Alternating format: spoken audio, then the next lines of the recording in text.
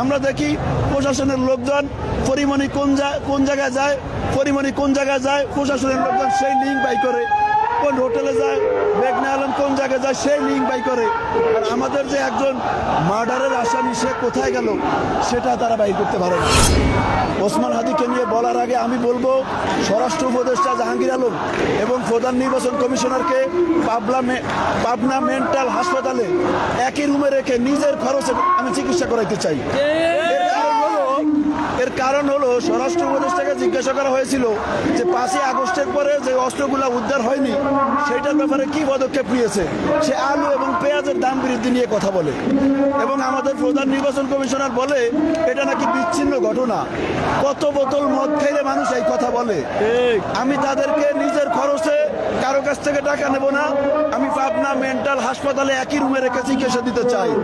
আর দ্বিতীয়বার বলবো যে ওসমান হাদি একজন আদর্শবান নেতা ছিলেন না, তিনি একজন বিপ্লবী নেতা ছিলেন না। তিনি একটা দেশ, একটা স্বাধীন সার্বভৌমত্ব রাষ্ট্র, তিনি একটা মানচিত্র, তিনি একটা লাল সবুজের পতাকা। এর প্রমাণ হলো স্বাধীনতার 54 বছরে ভারত যে আমাদের প্রতি আগ্রাসন চালিয়েছিল এটা আমরা না বুঝলেও ভারত কিন্তু বুঝে গেছে এবং সে ভারত বুঝতে পেরেছে যে টেকনাফ থেকে তেঁতুলিয়া, রূপচা থেকে পাথুরিয়া প্রত্যেক ঘরে ঘরে ভারতীয় আগ্রাসন বিরোধী যে একটা বার্তা সেটা ওসমান হাদি কিন্তু ঘরে ঘরে পৌঁছে দিয়েছে।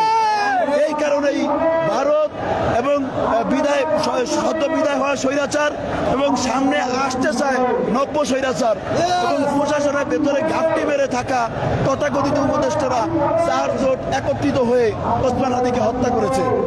আমরা দেখি প্রশাসনের লোকজন পরিমণি কোন জায়গায় যায়, পরিমণি কোন জায়গায় যায়, প্রশাসনের লোকজন সেই লিঙ্ক বাই করে, কোন হোটেলে যায়, মেঘনা আলম কোন জায়গায় যায় সেই লিঙ্ক বাই করে। আর আমাদের যে একজন মার্ডারের আসামি সে কোথায় গেল সেটা তারা বাইর করতে পারে না। সুতরাং আমরা বলবো হাদি মরে নাই। কোরআনের আয়াতে শহীদ যারা তারা কখনো মরে না। হাদি হাজার হাজার বছর আমাদের বুকে থাকবে। আমরা হাদিকে ধারণ করে তার রক্ত বৃথা যেতে দেব না ইনশাআল্লাহ। সাধারণ ঘটনা বলে প্রকাশ করবে এত বড় কলিজা নির্বাচন কমিশনের কিভাবে হয়? সেই কলিজা আমরা ছিঁড়ে ফেলতে চাই।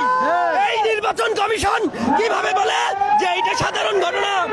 এর বিচার যদি আমরা না পাই আমরা রাজপথ ছাড়বো না, শাহবাগ ছাড়বো না। বিচার নিশ্চিত করে শাহবাগ ছাড়বো ইনশাআল্লাহ। বলছিলেন যে ইসি থেকে যেটা বলা হয়েছে বিচ্ছিন্ন ঘটনা, সেই সাথে যদি আমি যোগ করতে চাই যে বর্তমান যে পরিস্থিতি সৃষ্টি হয়েছে এই পরিস্থিতিটা কি আসলে ফেব্রুয়ারিতে নির্বাচন করা কি সম্ভব, সুষ্ঠু নির্বাচন হবে বলে মনে করেন? প্রশাসনের মধ্যে এবং সচিবালয়ে রাজনৈতিক দলের মধ্যে আওয়ামী লীগের প্রেম যতদিন পর্যন্ত থাকবে, এই ফ্যাসিস্টদেরকে টিকায় রাখার ষড়যন্ত্র থাকবে ততদিন পর্যন্ত। যদি প্রশাসন এইভাবে খুনের বিচার না পায় তাহলে কিভাবে নির্বাচন সম্ভব হবে? সঠিক বিচার হবে, আইন প্রয়োগ হবে, তারপরে নির্বাচন শুরু হবে। যদি সরকার সেটা দিতে পারে ফেব্রুয়ারিতে নির্বাচন হবে, আর যদি সরকার সেটা ব্যর্থ হয় তাহলে জনগণই সিদ্ধান্ত নিবে কি হবে। সেটাই তো গ্রেপ্তারের নাটক করছে। একদিক দিয়ে যেমন গ্রেপ্তার করতেছে আবার গোপন ভাবে তাদেরকে ছেড়ে দিচ্ছে। আর এই মিডিয়া সন্ত্রাস কাকে ছেড়ে দিচ্ছে, কাকে ধরতেছে এগুলো প্রকাশ করতেছে না। এই মিডিয়া এখনো তৎপর। এই মিডিয়ার আওয়ামী রেজিমের মিডিয়াকে আমরা ভেঙে ফেলবো ইনশাআল্লাহ।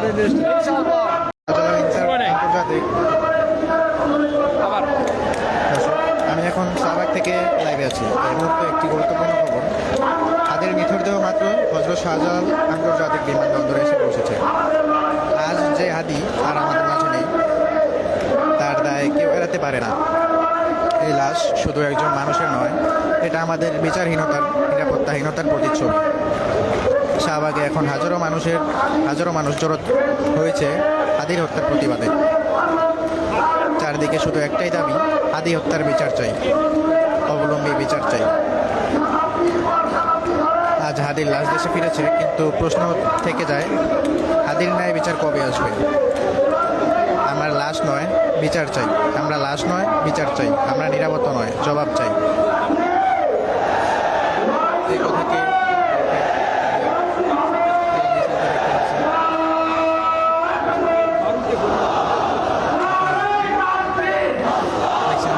ফেসবুক পেজ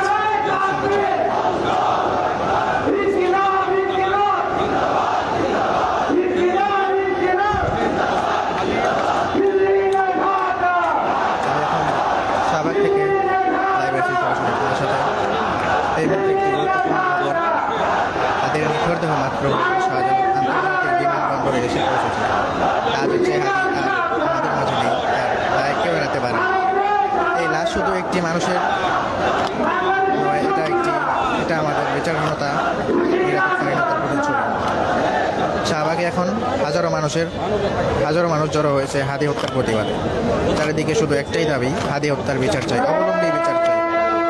আজ হাদির লাশ দেশে ফিরেছে, কিন্তু প্রশ্ন থেকেই যায়, হাদির ন্যায় বিচার কবে আসবে? আমরা লাশ নয়, বিচার চাই। আমরা নিরাপত্তা নয়, জবাব চাই।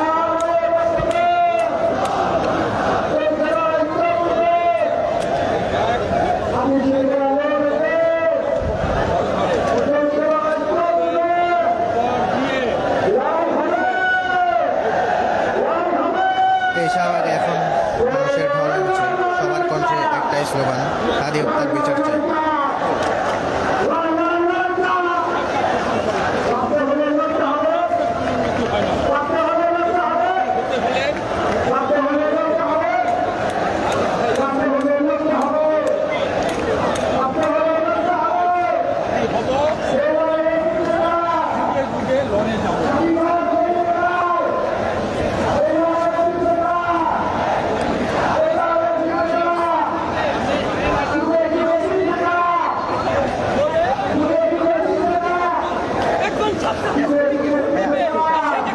সাধারণ ঘটনা বলে প্রকাশ করবে।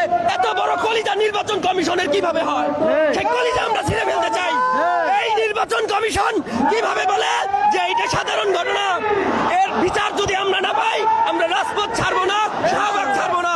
বিচার নিশ্চিত করে শাহবাগ ছাড়বো ইনশাআল্লাহ। বলছিলেন যে ইসি থেকে যেটা বলা হয়েছে বিচ্ছিন্ন ঘটনা, সেই সাথে যদি আমি যোগ করতে চাই যে বর্তমান যে পরিস্থিতি সৃষ্টি হয়েছে, এই পরিস্থিতিতে কি আসলে ফেব্রুয়ারিতে নির্বাচন করা কি সম্ভব? সুষ্ঠু নির্বাচন কি হবে বলে মনে করেন? প্রশাসনের মধ্যে এবং সচিবালয়ে রাজনৈতিক দলের মধ্যে আওয়ামী লীগের প্রেম যতদিন পর্যন্ত থাকবে, এই ফ্যাসিস্টদেরকে টিকায় রাখার ষড়যন্ত্র থাকবে, ততদিন পর্যন্ত যদি প্রশাসন এইভাবে খুনের বিচার না পায়, তাহলে কিভাবে নির্বাচন সম্ভব হবে? সঠিক বিচার হবে, আইন প্রয়োগ হবে, তারপরে নির্বাচন শুরু হবে। যদি সরকার সেটা দিতে পারে, ফেব্রুয়ারিতে নির্বাচন হবে। আর যদি সরকার সেটা ব্যর্থ হয়, তাহলে জনগণই সিদ্ধান্ত নিবে কি হবে। আমরা ফেসিস্ট সরকার বলি বা আওয়ামী লীগ সরকার, শেখ হাসিনা সরকার যেটাই বলি না কেন, তার স্বৈরাচার থেকে তার পেতাত্তা যারা আছেন সবাইকে এক এক করে তারা গ্রেপ্তার করেছেন এবং দেখেছি তাদেরকে আবার ছেড়েও দেওয়া হচ্ছে। আসলে কি বলবেন? সেটাই তো, মানে গ্রেপ্তারের নাটক করছে। একদিক দিয়ে যেমন গ্রেপ্তার করতেছে, আবার গোপন ভাবে তাদেরকে ছেড়ে দিচ্ছে। আর এই মিডিয়া সন্ত্রাস কাকে ছেড়ে দিচ্ছে, কাকে ধরতেছে, এগুলো প্রকাশ করতেছে না। এই মিডিয়া এখনো তৎপর। এই মিডিয়ার আওয়ামী রেজিমের মিডিয়াকে আমরা ভেঙে ফেলবো ইনশাআল্লাহ।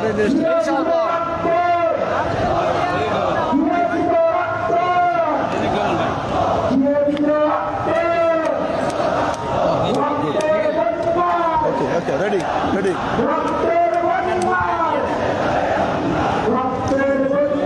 আপনাকে যেটা লাগবে ওইটি আমি দিতেছি, আমি বুঝছি।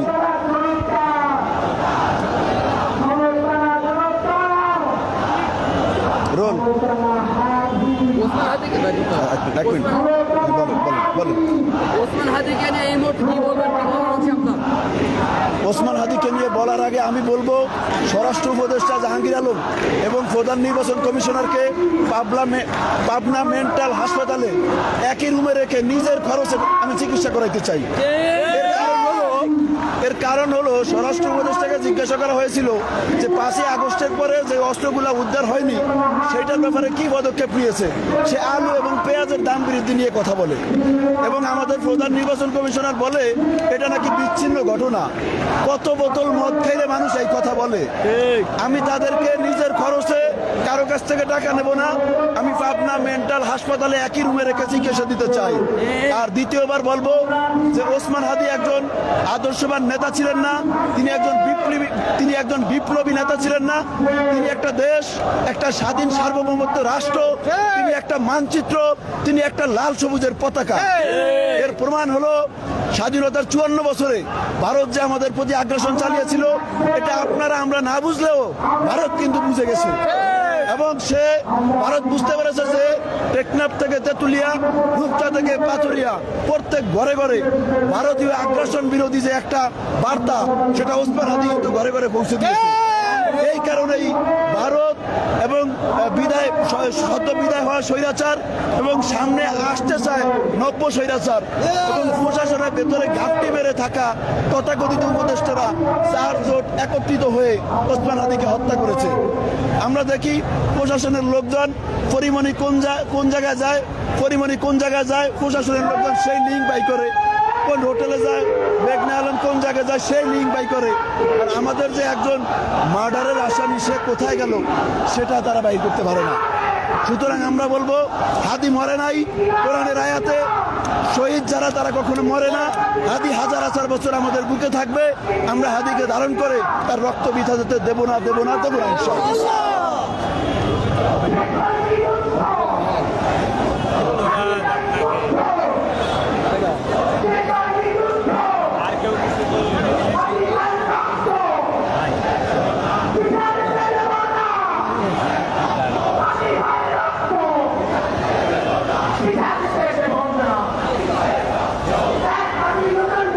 নাম কি? বিচার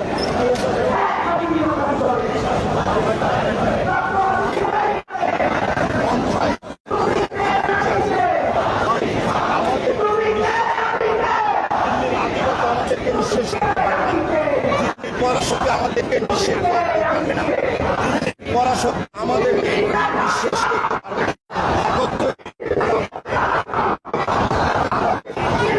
সহযোগী ছিল 71-এ, তারা নাকি আমাদের স্বাধীনতা করেছে। হাস্যকর ব্যাপার। কারণ 71-এ তারা স্বার্থ সিদ্ধির জন্য এসেছিল, কারণ তারা এই দেশটাকে একটা অঙ্গরাজ্য বানাইতে চাইছিল। আপামর জনসাধারণ, কৃষক জনতা এবং 1971 সালে একটি সরকার ভারতে গিয়েছিল, কিন্তু তারা ওখানে মুরগি খাইছে আর মোজ মারছে। এই শেখ পরিবারের ভিতরে একজন মুক্তিযোদ্ধাও নেই। আমি চ্যালেঞ্জ করলাম, একজন মুক্তিযোদ্ধা নই। শেখ মুজিবুর রহমান 25শে মার্চ উনি ধরা খাইছে, ধরা খাওয়ার পরে পাকিস্তানের ছিলেন।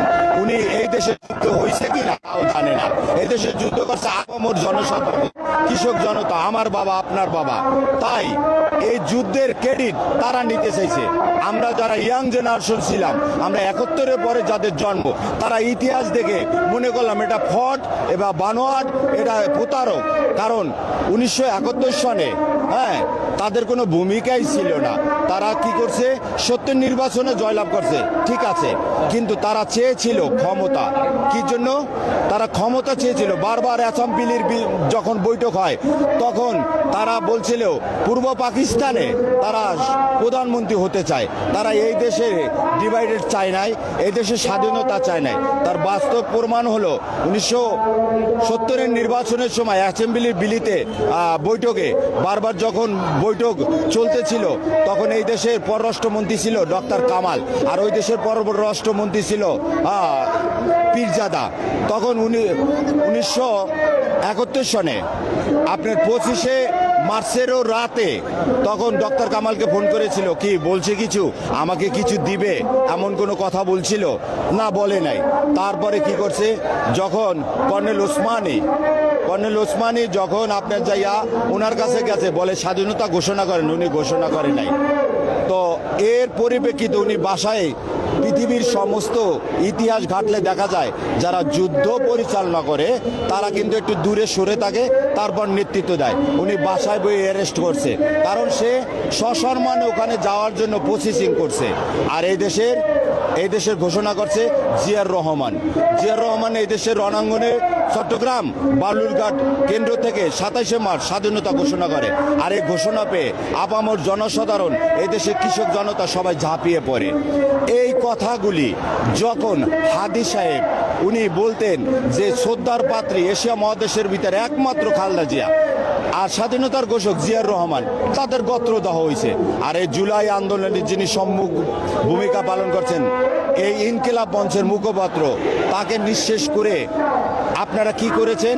হাজারো হাদির জন্ম নিয়েছে বাংলার ঘরে ঘরে। আমরা বলতে চাই, আমরা যারা জুলাই যোদ্ধা আছি তারা সবাই মিলে যদি ইউনিটি থাকি, তাহলে একটা ইউনিটি জাতি একটা পারমাণবিক অস্ত্রের চেয়ে শক্তিশালী। কারণ আমরা সবাই ইউনিটি থাকবো, একাত্র থাকবো এবং